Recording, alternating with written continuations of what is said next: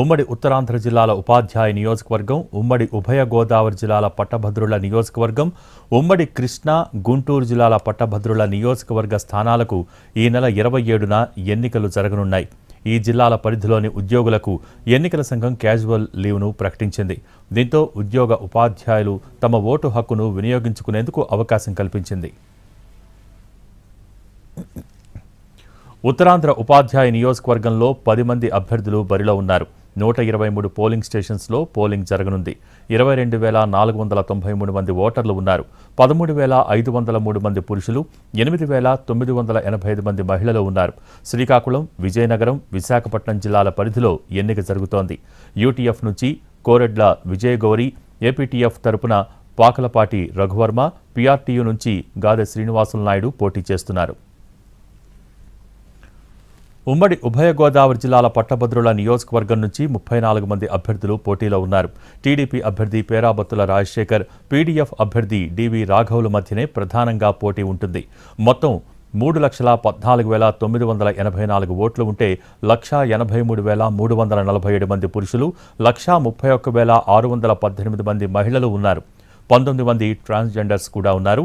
మొత్తం 456 పోలింగ్ కేంద్రాలను ఏర్పాటు చేశారు.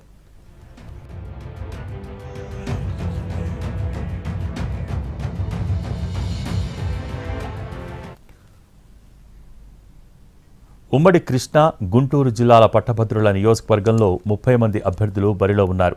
టీడీపీ అభ్యర్థి ఆలపాటి రాజేంద్ర ప్రసాద్, పీడీఎఫ్ అభ్యర్థి కెఎస్ లక్ష్మణరావు మధ్య ప్రధానంగా పోటీ ఉంటుంది.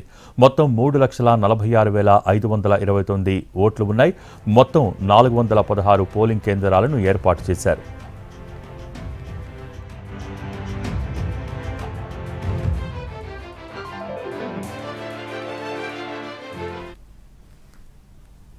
ఉత్తరాంధ్ర టీచర్స్ ఎమ్మెల్సీ ఎన్నికల్లో ఉత్కంఠ పెరుగుతోంది. రాజకీయ పార్టీల ఎంట్రీతో ఫలితాలు ప్రతిష్టాత్మకంగా మారాయి.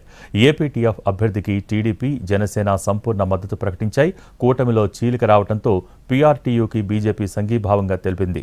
ఎన్నికలను బహిష్కరించిన వైసీపీ కూటమికి వ్యతిరేకంగా పోటీలో ఉన్న అభ్యర్థులకు అండగా నిలిచింది. దీంతో త్రిముఖ పోటీలో చీలిక ఓట్లు కీలకంగా మారతాయనే అంచనాలు కనిపిస్తున్నాయి. ఉపాధ్యాయ ఎమ్మెల్సీ ఎన్నికల పోలింగ్ దగ్గర పడే కొద్దీ రసవత్తరంగా మారుతున్నాయి. ఎన్నడూ లేని విధంగా పార్టీల రంగ ప్రవేశంతో రాజకీయ రంగు పులుముకుంది. ఉత్తరాంధ్రలో 22,493 మంది ఓటర్లు ఉంటే 10 మంది అభ్యర్థులు పోటీలో ఉన్నారు.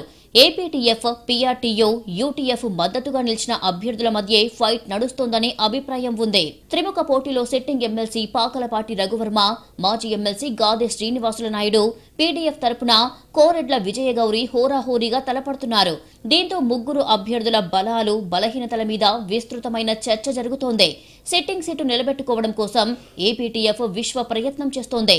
ఆ సంఘం మద్దతుతో పోటీకి దిగిన రఘువర్మ టీడీపీ, జనసేన మద్దతు కూడగట్టడంలో సక్సెస్ అయ్యారు.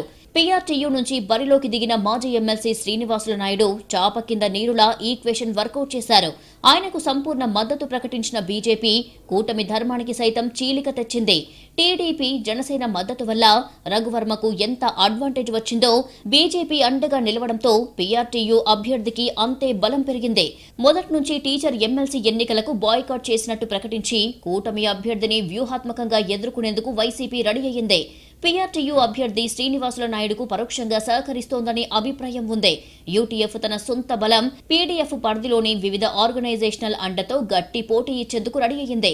ఓటర్లను పరిశీలిస్తే విశాఖలో అత్యధికంగా 5,277, విజయనగరంలో 4,937, శ్రీకాకుళంలో 4,829, అనకాపల్లిలో 2,802, పార్వతీపురం మన్యం 2,262, అల్లూరు జిల్లా 1,448 మంది టీచర్లు నమోదయ్యారు. గుంటూరు, కృష్ణా జిల్లాల గ్రాడ్యుయేట్ ఎన్నికలకు శివరాత్రి దెబ్బ తగలబోతోందా? ఉమ్మడి గుంటూరు జిల్లాలో ప్రతిష్టాత్మకంగా జరుపుకునే శివరాత్రి జాగరణ, జాతర గ్రాడ్యుయేట్ అభ్యర్థుల గుండెల్లో రైళ్లు పరిగెత్తిస్తోందా? ఉమ్మడి గుంటూరు జిల్లాలో 1 కాదు 2 కాదు, దాదాపు 10 నియోజకవర్గాల్లో ప్రభావం చూపించబోతోందా? జరగబోయే నష్టాన్ని ఎవరూ ఆపలేరా? ఇంతకీ శివరాత్రికి గ్రాడ్యుయేట్ ఎన్నికలకు ఏంటి సంబంధం అనుకుంటున్నారా? రాష్ట్ర వ్యాప్తంగా ఎంతో ఘనంగా జరుపుకునే శివరాత్రి వేడుకలు రాజకీయ పార్టీల గుండెల్లో గుబులు పుట్టిస్తున్నాయి. జాగరణ ముగిసిన గంటల వ్యవధిలోనే అనేక ప్రాంతాల్లో ఎమ్మెల్సీ ఎన్నికలు జరగబోతున్నాయి.